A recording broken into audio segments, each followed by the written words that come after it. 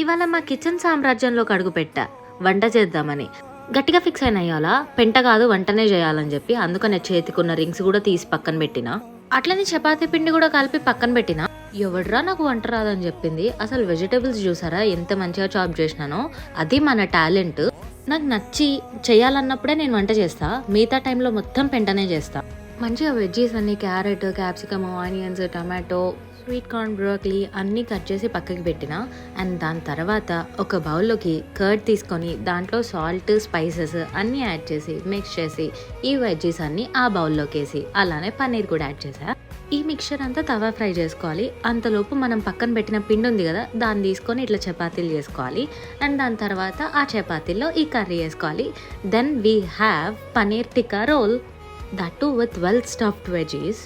గట్లా బయటవి అన్హెల్దీ తినే బదులు ఇంట్లో హెల్దీగా చేసుకొని తింటే ఎంత సుకూన్ ఉంటుంది.